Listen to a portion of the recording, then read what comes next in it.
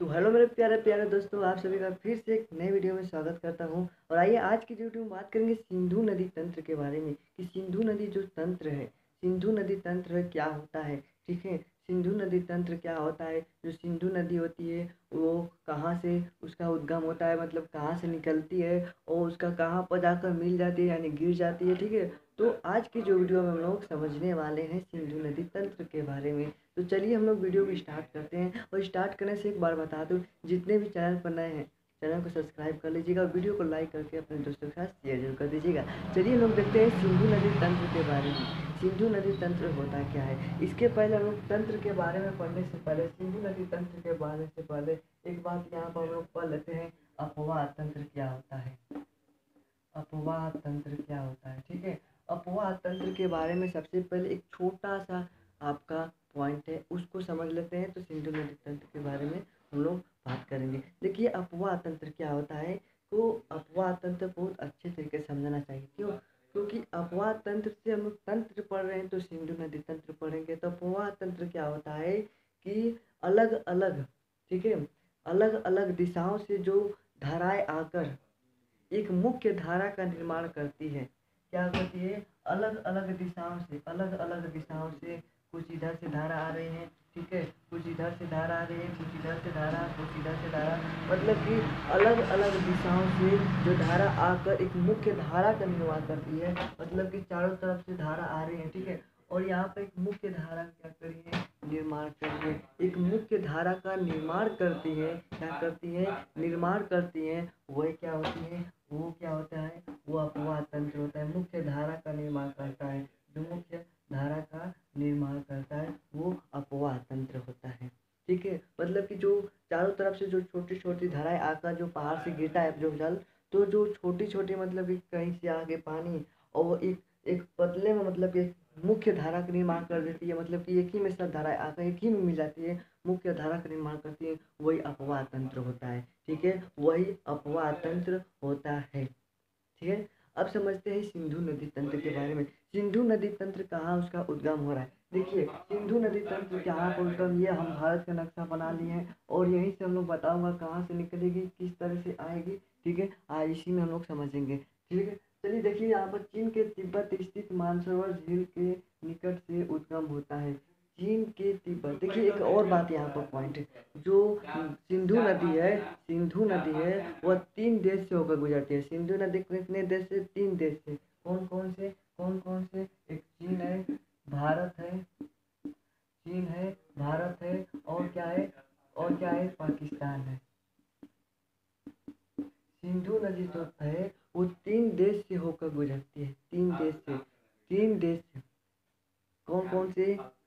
चीन, पाकिस्तान, भारत। चीन, भारत, पाकिस्तान, लाइन से बता रहा हूँ, चीन, भारत, पाकिस्तान, चीन, भारत, पाकिस्तान से 3 देश से सिंधु नदी होकर गुजरती है। तो ये आपका क्या है, ये आपका चीन है, ये आपका क्या है, ये आपका भारत है, और ये आपका यहाँ पर जो है आप देख सकते हैं, यहाँ पर जो है ये आपका पाकिस्तान है। चीन, भारत, पाकिस्तान, ठीक है, इन तीनों देश से होकर गुजरती है। देखिए चीन तिब्बत के स्थित, तिब्बत के स्थित, ठीक है, यही चीन में क्या है, तिब्बत है। तिब्बत के स्थित मानसरोवर झील, यहाँ पर आप देख सकते हैं मानसरोवर झील है, मानसरोवर झील है, ठीक है, कौन झील है, मानसरोवर झील, ठीक है, चीन के स्थित मानसरोवर झील से इसका उद्गम होता है। यही आपका क्या है, मानसरोवर झील है, और यहीं से क्या होगी, निकलेगी नदी। अब यहीं से निकलेगी, ठीक है, और यह नदी उत्तर दिशा में बहती हुई, क्या, उत्तर दिशा में बहती हुई भारत के लद्दाख डंकोश से भारत में प्रवेश करती है। उत्तर दिशा में बहती हुई, ठीक है, थोड़ा इधर बना देते हैं आपको समझ में। ठीक है, ये आपका हो गया। अब यहीं से बहती हुई भारत के, ठीक है, भारत के जो आपका लद्दाख है, लद्दाख के डंकोच, डंकोच, ठीक है, डंकोच से भारत में क्या करती है, प्रवेश करती है। जब प्रवेश करती है, ठीक है, और ये आगे बढ़ती हुई, और ये आगे बढ़ती हुई गिलगित होते हुए, ठीक है, गिलगित होते हुए ये दर्जिस्तान, दर्जिस्तान के पास आती है। यहाँ पर दर्जिस्तान है, और ये आपका दर्जिस्तान से होते हुए पाकिस्तान में प्रवेश करती है। ठीक है, यहाँ से कहाँ से निकली, तिब्बत के मानसरोवर झील से निकली। और भारत के जो लद्दाख जो है, ठीक है, लद्दाख के दमकोच से भारत में प्रवेश करती है और वहाँ से बहती हुई, ठीक है, आगे बहती हुई कहाँ पर आती है, कहाँ पर आती है, तो गिलगित से होते हुए दाजिस्तान दाजिस्तान आती है और पाकिस्तान में वहीं से प्रवेश करती है। यहाँ पर दाजिस्तान है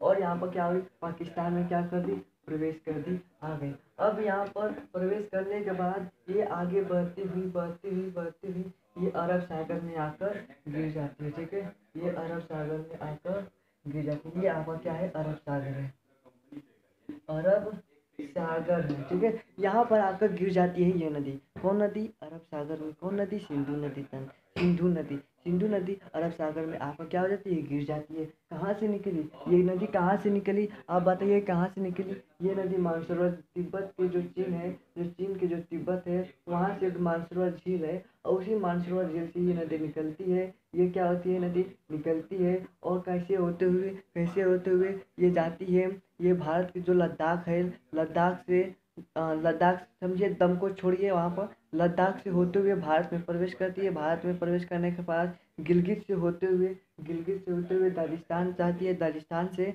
क्या होती है, पाकिस्तान में चली जाती है। पाकिस्तान में चले जाने के बाद आगे बढ़ते हुए क्या होती है, अरब सागर में मिल जाती है। अब इसकी लंबाई की बात करें, एक बात और यहाँ पर, इसको मिल यहाँ पर आकर अरब सागर में मिलने से पहले, ठीक है, गिरने से पहले हम बात करते हैं, मिलने छोड़िए, यहाँ पर गिरा रहे हैं पानी को, ठीक है, मतलब मिलने से पहले क्या हो रही है, अरब सागर में ये यहाँ पर पाकिस्तान में 5 नदियाँ आकर यहाँ पर मिलती हैं, ठीक है, जो सिंधु नदी में 5 नदियाँ आकर मिलती हैं, कौन कौन से हो जाएंगी, आपका पहला होता है चेनाब, झेलम, ब्यास, रावी, ठीक है, रावी और सतलज, ये 5 नदियाँ आकर इसमें मिलती हैं। इसमें ये 5 नदियाँ आकर मिलती हैं, कब कब मिलने से पानी जो अरब सागर में जाना, सिंधु नदी अरब सागर में मिलने से पहले इसमें 5 नदियाँ यहीं पर आकर मिलती हैं। कहाँ पर आएंगी, यहीं पर आकर मिलेगी, ठीक है, चारों तरफ से नदी आकर यहाँ पर मिलेगी, ठीक है, यहाँ पर 5 नदी आकर मिलेगी और जब यहाँ पर मिलेगी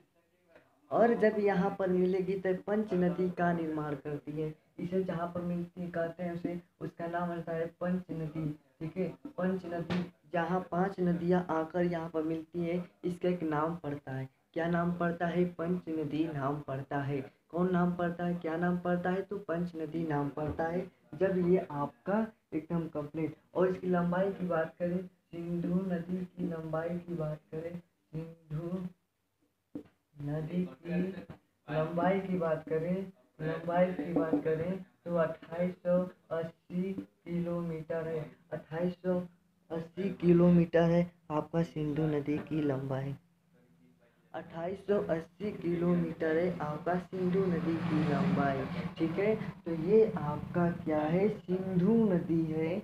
और यहाँ पर जो नदियाँ आकर मिल रही हैं उनके बारे में हम लोग और डिटेल से समझेंगे, ठीक है, और डिटेल से समझेंगे कि जो चेनाब नदी है, झेलम नदी है, ठीक है, रावी नदी है, ब्यास नदी है, अब वो कहाँ से निकलती है, मिलती है तो समझ गए कि यहीं पर आकर सिंधु नदी में आकर मिल जा रही है, ठीक है। अब वो कहाँ से निकलती है, कैसे होते हुए यहाँ पर आ जाती है, अब उसके लिए आपको इंतज़ार करना होगा अगले वीडियो में हम आपको उनके बारे में समझाऊंगा, कैसे नदी कहाँ से निकलती है और कहाँ पर जाकर मिल जाती है। तो बता दी, जो भाई वीडियो आपको अच्छा लगा हो, समझ में आया हो, अगर नहीं समझ में आया तो फिर एक बार ज़रूर देख लीजिएगा, आपको समझ में आ जाएगा, ठीक है। और आपको समझ में आ गया होगा तो वीडियो को लाइक कर दें और चैनल को सब्सक्राइब नीचे है सब्सक्राइब कर दें, और आप अपने दोस्तों के साथ ये वीडियो को शेयर जरूर कर दीजिएगा। फिर मिलते हैं एक नए वीडियो में। जय हिंद।